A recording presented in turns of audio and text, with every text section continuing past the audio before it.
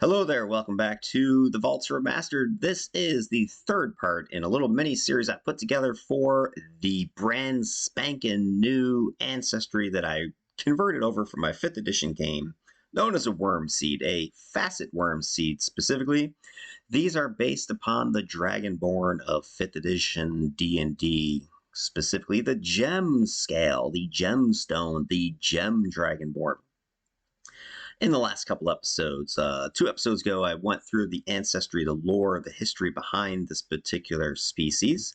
And then last episode, I went into the 6 different heritages that we put together for these Wyrmseed. We have the amethysts. We've got the emerald. We've got the obsidian. We've got the opal. We've got the sapphires. We've got the topaz. A veritable rainbow of colors, but gems. So all of these creatures have gemstone scales, and these scales help them to harness the primal energies of the subterranean world of the vaults and convert it into their draconic breath attacks, those classical breathing energy at enemies, as well as psionic or psychic abilities, which are also traditional for the gem dragons. So today I'm going to look at the feats. What are the various powers, abilities that a player character who has chosen the facet Wyrmseed in my game can acquire starting at first level? I'm not going to go beyond the first level ones because that would make this video about a 3-hour long process, but I'm just going to look at the first level, a set of a dozen brand new unique feats, and then I have 6 additional feats that are heritage based, which you can take in lieu of a standard level 1 ancestry feat, and you just need to have that particular ancestry lineage, that heritage. So without further talking about it, let's just go ahead and look at what we've got. So let's start with where we kind of left off, because I wanted to make sure that my mechanics were sound before I did anything more with these feats. And while I was presenting the heritages during the last video, I had talked about a little bit of question about how many actions it would take to activate the breath weapon, the psionic talent, etc. And by the way, if you haven't watched that video yet, you should probably bookmark this one or save it for later and go ahead and watch the previous 2 videos. If you haven't seen those yet, it's probably because you haven't subscribed to the channel. You should do that too while you're at it. Like the videos, all that fun stuff, just to make sure you're keeping up with all the action that we've got going here, all this creative juices that are just flowing. But anyway, in the previous episode, I talked about draconic breath attacks, and I've clarified this. I've solidified this as mechanically what I'm going to do for this ancestry. So if you're going to use your draconic breath attack, it takes 2 of your 3 actions on your turn. You can do this up to 3 times per day, and there's a D4 round recharge. So you can't just do it back to back to back. You have to roll a D4 if you use it. And then if you score a 1, of course, you can use it on your next turn. But other than that, you have to wait. And once you've used it 3 times in a day, you're done, and it doesn't recharge until your daily preparations are completed.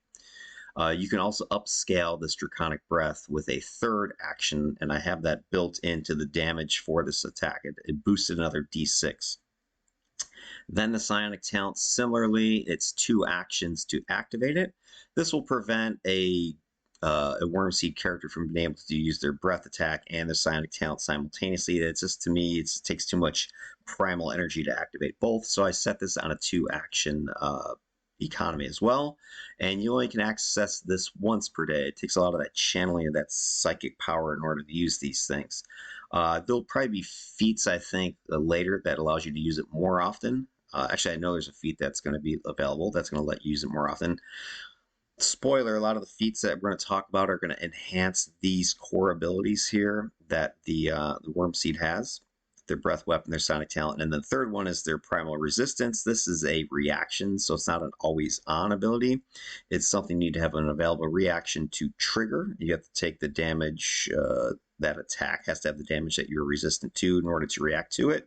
And then to get it back, you just need to do a refocus, which in the remastered rules is roughly a 10-minute process, if I'm not mistaken. And you can do it sort of as a short rest in D&D terms, like every hour, roughly. Again, I don't know the exact language of the rules. I'm not too worried about that just yet. I just want it to be something you can get back multiple times in a day, as long as your character has the time to, settle down and refocus their energy. All right, so that is the clarification on mechanics. And the reason again that I wanted to clarify that is because the many of the feats are going to be based upon these raw mechanics. Because for me, the Wyrmseed, these Dragonborn remakes, they have to be tied into their draconic lineage, right? The breath attacks, these psychic abilities, they're resistant to damage.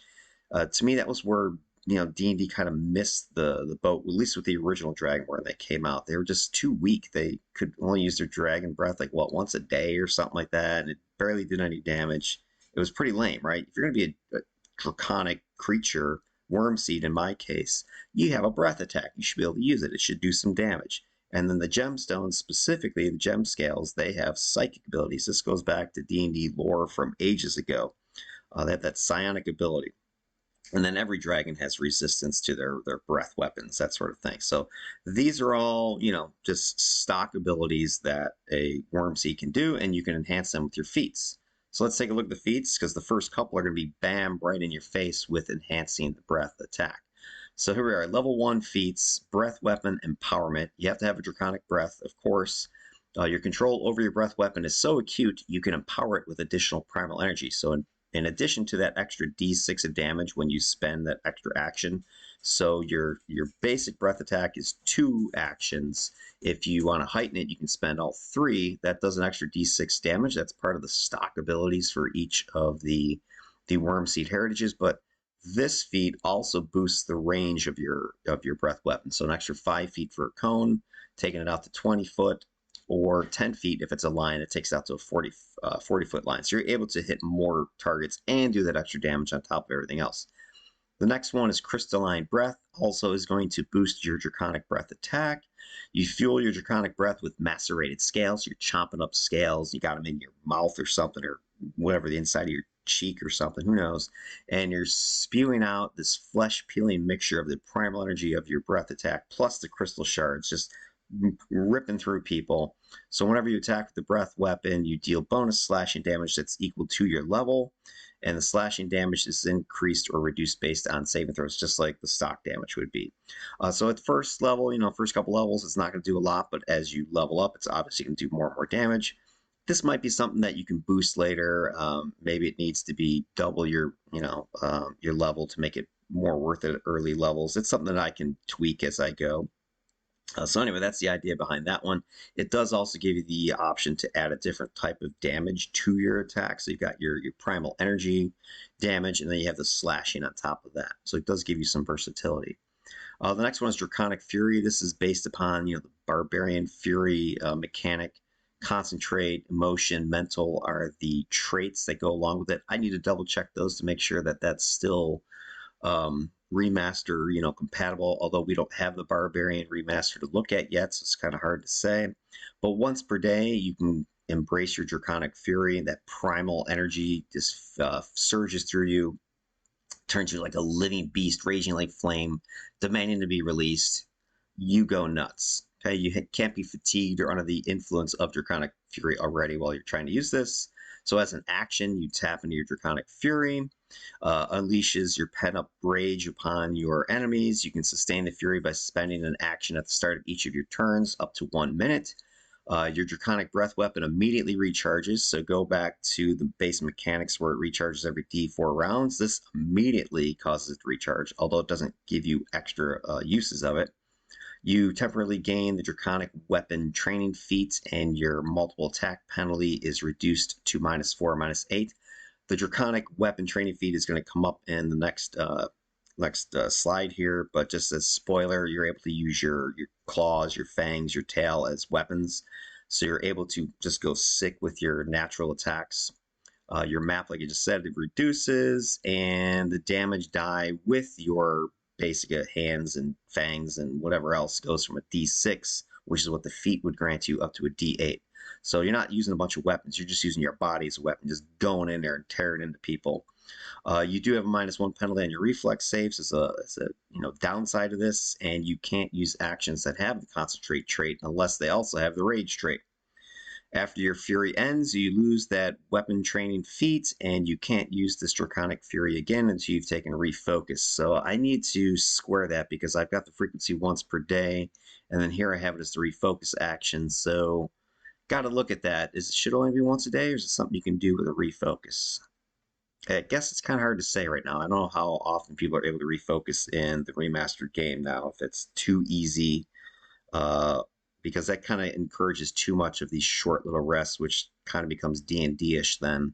So I might just leave it as once per day. We'll see. I got to fix that. Think about it. All right, here's the Draconic Weapon training, as I mentioned. Your body's a natural weapon, razor-sharp claws, ripping fangs, and thick muscled tail. You have trained and honed them into deadly melee weapons to devastate your foes. You are trained in these natural weapons and can use them to deal d6 damage of the type based on their anatomy, so slashing from the claws, piercing from fangs, bludgeoning from the tail. The next feat is Gemstone Affinity. You're blessed with a kinship to the Earth's hidden marvels. You possess an extraordinary ability to perceive the latent beauty nestled within unworked stones.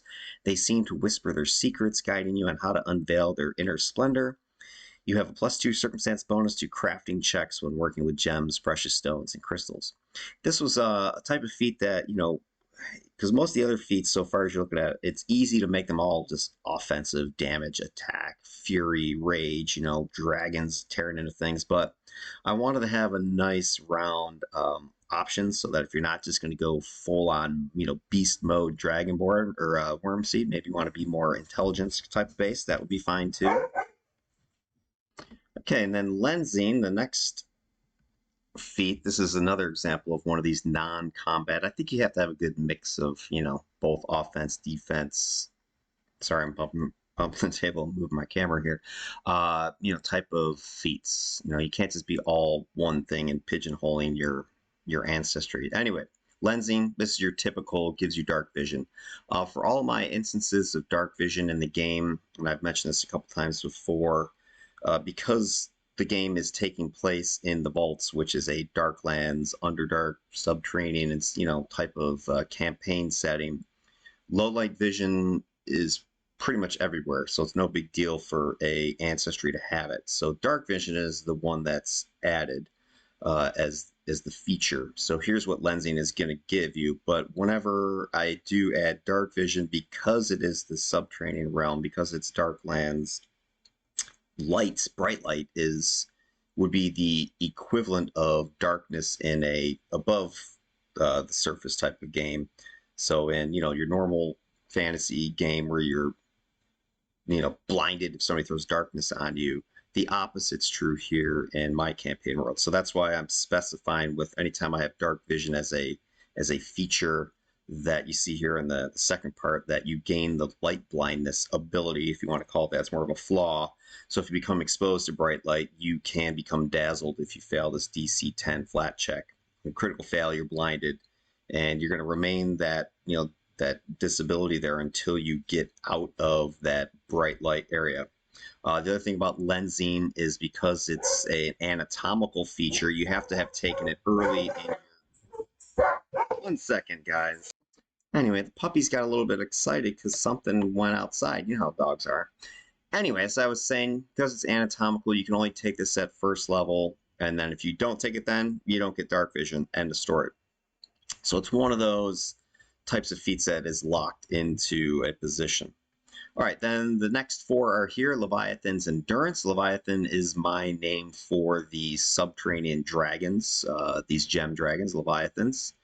The idea being that they're able to sort of swim through the earth.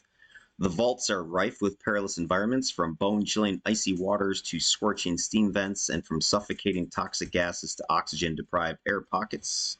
Kind of sounds oxymoronic there. Your innate endurance and natural adaptations, a legacy of your Leviathan forebears, have rendered your body remarkably resistant to these extreme conditions. So you gain a +2 circumstance bonus to saving throws against hazards with the environment trait.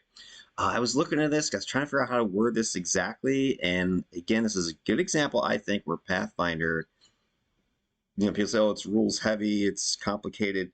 But here's a great example of when you want it, because there's a whole section in, I think it's the GM core, about hazards, and they have traits telling you what kind of hazard is it. Mechanical hazard with swinging pendulum, magical hazard, whatever.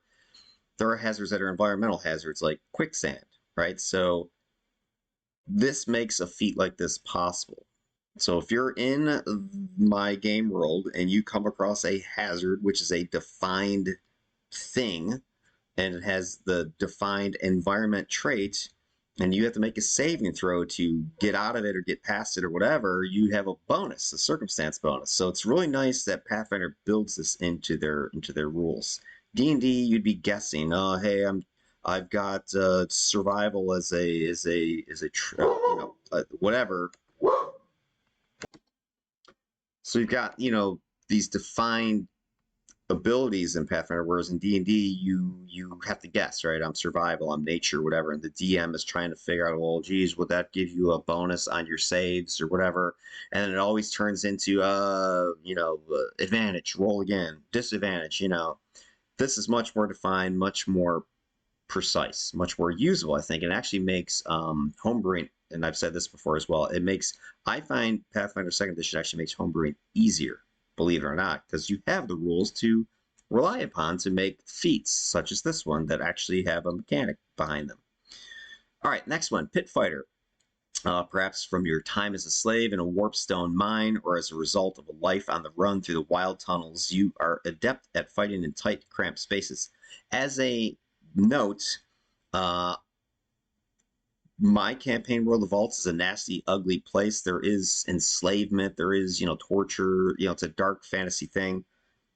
Again, there's an example where homebrewing is, I don't need to worry about some sensitive people who are going to go and blow me up on some internet site somewhere. Like publishers, they got to worry about that stuff. Hey, I'm just making this for my home table. My players, they're aware of the setting, the situation, and if they are not wanting to play it, then they don't have to, right? So I don't need to curb the ugliness of my game to publish a book. So yes, I will have things like enslavement and drugs or abuse, whatever. It's part of the game. So because it's part of the game, there's a feat that talks about it.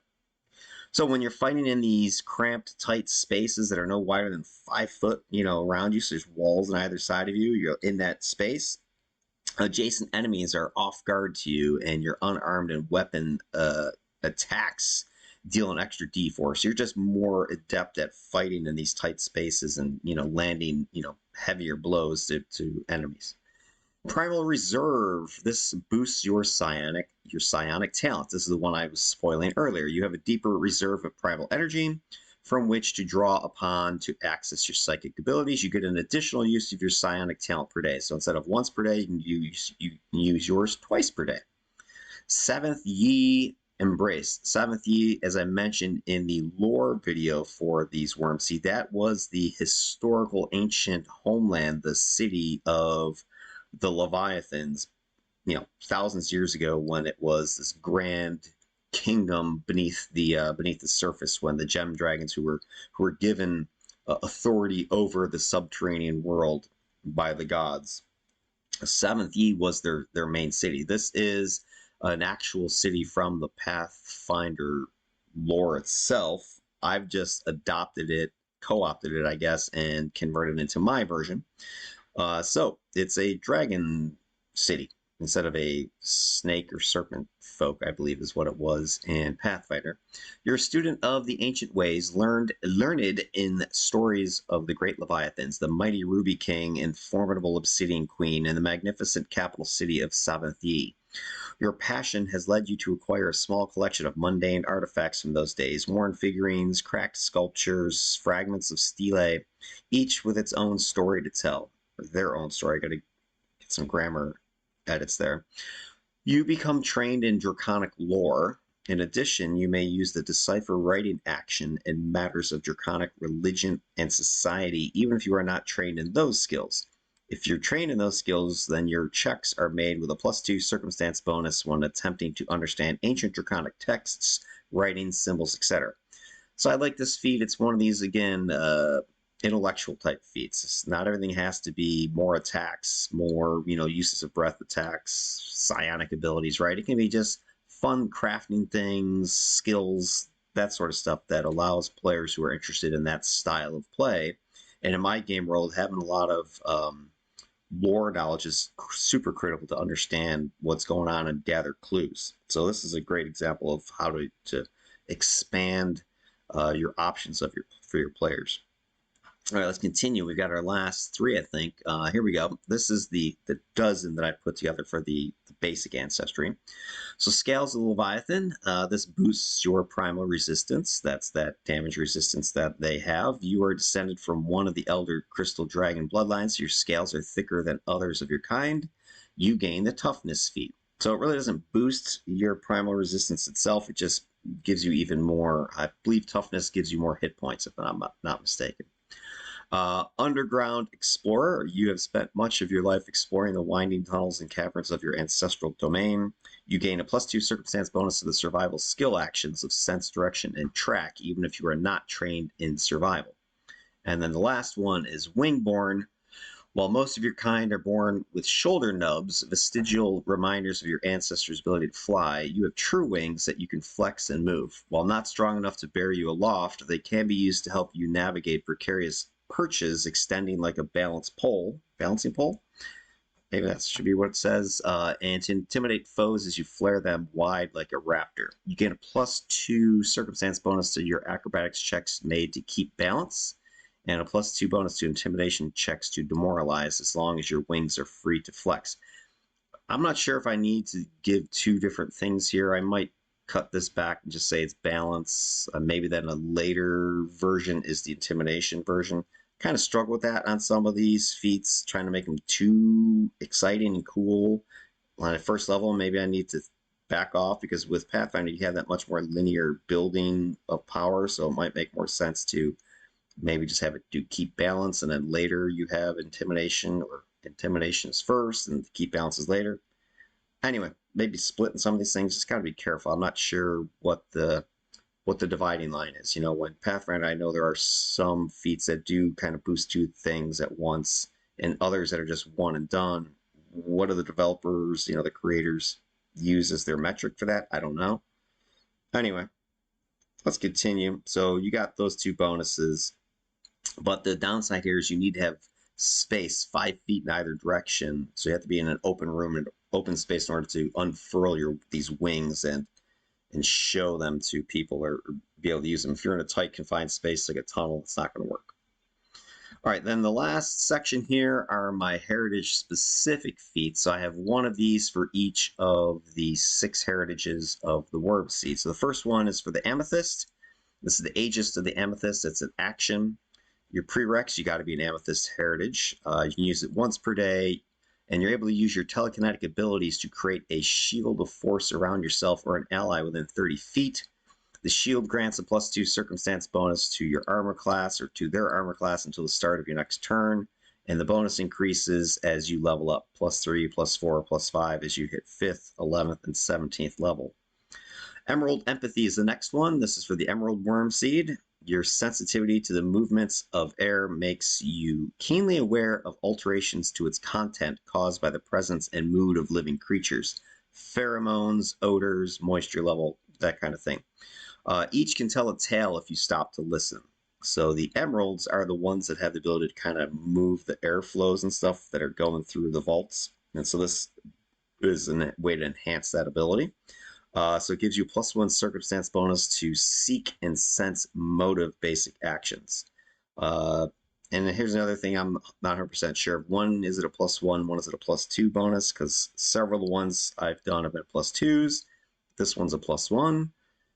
My loose interpretation, as my understanding, is that you give it a +2 when it's more like an ancestry thing that you're really good at, where it's a +1 when you're more picking it up as an occupation. I don't know. I'm not 100% sure what's the difference between a +1 and a +2. Like, when do you give one? When do you give the other? And is it arbitrary, or is there a hard value? That's something that I need to go through all my ancestries that I'm homebrewing to make sure that there's consistency there, that whatever it is, even if it's something I decide myself, I'm just consistent with it. So right now, I may need to go and make that a +2, or I may need to go and make my other ones a +1. I think if it's focusing on a single thing, it's a +2. Like, let's say it was just the seek action, well, then a +2. Whereas if it's more than one thing, +1. All right, that kind of makes sense. And that's why when I kind of think to, what was it, the Wingborn here. Here it's given a +2 to balance, and it's given a +2 to demoralize. So if I am going to make it boost both of those checks at the same time, it probably should just be +1s. So that's why I kind of like the idea of leaving it at +2 and just curbing it by making it balance or the demoralize, not both. I think I'll probably lean that way when I make another edit on these. All right, next two, I've got the Obsidian Obfuscation. This is for the Obsidian Heritage. Frequency once per refocus. You can channel your psionic power to shroud yourself in darkness, making you harder to damage. You gain the Obsidian Obfuscation ability, which is an action. You envelop yourself in smoke in a smoky shroud, gaining resistance to physical damage equal to half your level, a minimum of 1. Additionally, you're immune to precision damage. Your protective shroud lasts 1 minute or until you take damage. So this is going to make you harder to see, harder to hit precisely. I was thought originally maybe I'll make it kind of like obscurement or whatever, but then that, it gets a little more complicated. So I just said, forget it. Physical damage, got some resistance to that. It's kind of acting like a slowing the attacks against you. So almost like a thick cloud is the way I'm envisioning this. And because you're harder to see, harder to really hit, powerfully, that's where the immunity to the precision damage comes in. Maybe this is too good. I don't know. Again, it's one of those things you kind of got to wait and see how it plays out in the game, and compare it to some other stuff and just see. But, we'll figure it out. Opalescent Aura is the fourth one. You got to be an Opal Heritage, and you need to have the Radiant Beacon, which they do. Once a day is the frequency. When you activate your Radiant Beacon psionic talent, enemy creatures within that radius of light that you emit, they have a -1 circumstance penalty to attack rolls against you because you're kind of blinding them, and you gain a +1 circumstance bonus to hit them. All right, last two, Sapphire Strike. This is for the Sapphire Wyrmseed. Frequencies once per round you can use this. You've honed your skills at striking distracted foes with sudden brutal force. When you successfully hit an off-guard enemy with a melee attack, you deal 2d4 bonus sonic damage. This one kind of seems too good to me as I'm looking at it, just because I can do this once a round. So of my 3 attacks or 3 actions, I can do this on one of them. Maybe it needs to be reaction. Because it's almost like if I miss with the first attack, I didn't waste this. I can then use it again. So maybe this needs to be an action of itself. Maybe it needs to be like a 2-action attack. That might make this more logical. So Sapphire Strike, it's like a 2-action attack, and when you hit, it can only be used against off-guard enemies, and when you do hit them, you can do this bonus damage. Or maybe it's a reaction that you have to add to it. I don't know. It needs to be adjusted somehow. Because right now, the way it is, I can use this every single turn. There's really no limit to it. And I'm just doing the bonus 2d4 sonic damage. So maybe it's limited by a number of times a day. The off guard is a limit, yes, but it's kind of easy to make enemies off guard in Pathfinder. Just kind of flank them is one easy way to do it. So it's got to be some sort of limit. Otherwise, you're just going to be spamming this feat left and right, I think. Topaz Twist is the last one. So you got to be a Topaz Heritage. You've honed your reflexes to lightning speed. You get a +2 circumstance bonus to your reflex saves. Straightforward, easy. All right, so there you go. That is the list of heritage feats and ancestry feats I came up with. I got a lot of help, of course, using Chatty Cathy there, ChatGPT, my AI muse, and we came up with a whole bunch of 12 standard basic ancestry feats at first level, and they all relatively, I think, our power level is pretty compatible with first level, so maybe a couple might be a little bit too much. Maybe a couple need to be tweaked a little bit upward, but I think overall it's a good spread of abilities. And then the 6 optional heritage feats, these you can take in lieu of taking a basic ancestry feat, but you have to be of the particular heritage. So each of my heritages I've created for all my different homebrewed ancestries for my game, each one has a set of heritage feats at each level that you could get an ancestry feat for. So first level, 5th level, 9th level, etc. You can pick one of these heritage feats. So if you really want to become the most sapphire of sapphire Wyrmseed, then you can keep taking those Sapphire Heritage feats. I kind of like that, just that flavor to really just, spice that up rather than sort of the more generic method that you'll see in basic Pathfinder where you kind of pick here, there, wherever. You can certainly do that, be generic. That's great. Or you can, mix and match. But I really feel with these Dragonborn or these Wyrmseed specifically that because they're so tied into their scale colors or scale gems that you had to have that focus. You had to be able to go down that path of being super duper sapphire, topaz, whatever, as opposed to a more of a mix and match, plug and play strategy that just to me wouldn't fit the flavor of the Wyrmseed. The way I'm imagine if a player was able to take the sapphire breath weapon and then they were able to add the topaz, armor, and then they added the emerald psych abilities. I just didn't work for me. It just wouldn't make sense in this thematic realm. So anyway, that was my creative choice, and I'm going to stick with it. All right, so where are we going next? Well, we're going to jump back to one of my original topics where I discussed primordials, and I went into the world of Kavarka. Primordials are my gods, the entities that grant the power to clerics and champions and such in the game world. We're going to be taking a look at my second and a major primordial in my game. Payenka is her name. Who is she? What's her lore, history, religion? What cult follows her? What do they believe? That's what I want to get into. So if you haven't seen my original primordials of the vaults there, I would suggest you go back and take a look at those videos. Posted those a couple months ago, I think. There's a video series in there, about 6, I think, in the whole series, all about Kavarka and his cult. So you'll kind of see where I'm going to go, at least format mechanically, if you go back and check those out. All right. Anyway, thanks for checking out the vid. Hopefully there was some interesting stuff there. And as I said at the start, like, subscribe, comment, whatever you want to do in order to help, support what I'm trying to do. Share your own thoughts on it. I appreciate it. Okay, well, have yourselves a great new year and take care.